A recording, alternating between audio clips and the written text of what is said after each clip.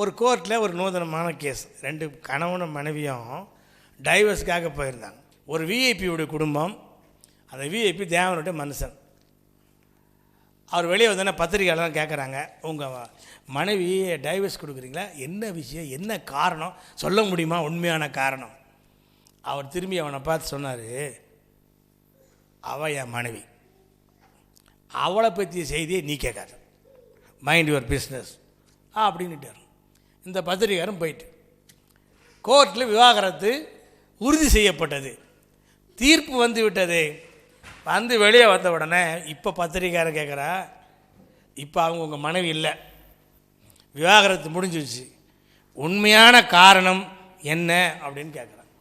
அப்போ அவர் சொல்கிறாரு, நேற்று வரைக்கும் அவள் என் மனைவி, அவளை பேசுறதுக்கு எனக்கு உரிமை இருந்துச்சு, இன்றைக்கி நான் யாரோ அவள் யாரோ, அடுத்த ஆளை பற்றி பேசுறதுக்கு எனக்கு உரிமை கிடையாதுன்னாரு.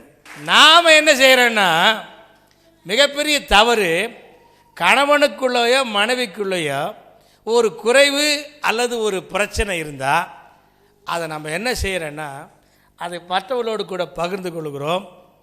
அது மிகப்பெரிய விஸ்வரூபம் எடுத்து குடும்பத்தை கலைத்து விடுகிறது. அல்லேலூயா. அப்படின்னா நீங்கள் நல்லா ஞாபகம் வச்சுங்க, உங்கள் அப்பா அம்மா பார்த்து வச்சுருந்தவோ அல்லது விபத்தாகவோ உங்களுக்கு திருமணம் நடந்திருந்தாலும் நீங்கள் கர்த்தருக்குள்ளே வந்த பிறகு எப்படி விசுவாசிக்க வேண்டும் என்றால், என்னுடைய மனைவி கர்த்தரால் எனக்கு கொடுக்கப்பட்டவள். அப்போ இந்த மனைவியை நேசிக்க வேண்டியது நம்முடைய கடமை.